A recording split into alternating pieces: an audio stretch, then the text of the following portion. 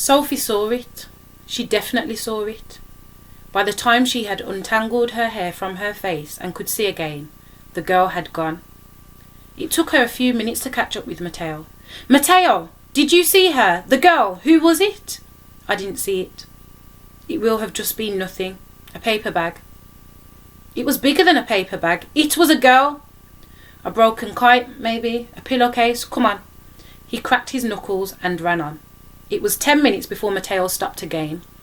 They were a jump across from a tall, curved rooftop. It gleamed greenish in the moonlight. "Stay there." Matteo jumped, then bent and rapped lightly on the rooftop. It echoed. "Copper," he said. "Take off your shoes before you come. Jump as softly as you can." Sophie pulled off her shoes. "What shall I do with them?" "Here, throw your shoes to me." "Ach, I hate copper." Sophie did so. Thank goodness, she thought, that Charles had taught her how to throw. "What's the worst kind of rooftop?" she asked. "Is it copper?" "No. Stone tiles, the old ones, from the old days.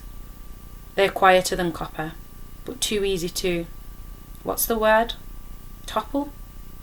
Dislodge." Sophie held her breath and eyed the gap.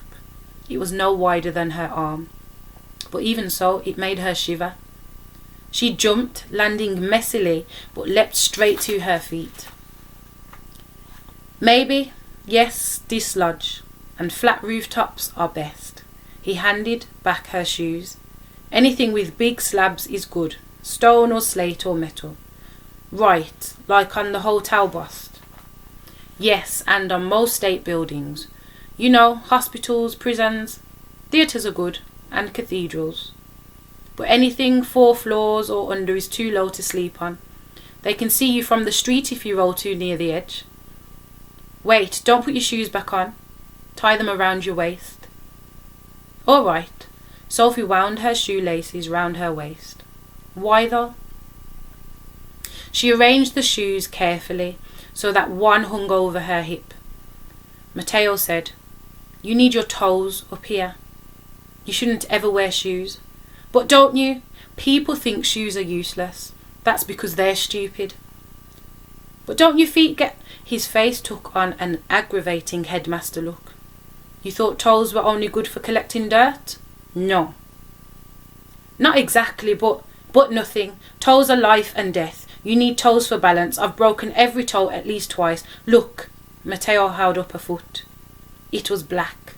The base of his foot was calloused over. Not 1 inch of soft skin was visible. He tapped the bottom. "You hear? It's like tin. You could play music on my feet." Sophie said, "But don't they get cold in winter?" "Yes." "Oh." Sophie waited for him to say more. He didn't. She said, "But couldn't you wear shoes when you're just on your own rooftop? I could give you mine, if you like. I've got 2 pairs." "Non, merci." "They're not girly." Sophie held up the shoes hanging round her waist. "They're like these ones, boys' boots. They were a present from Charles."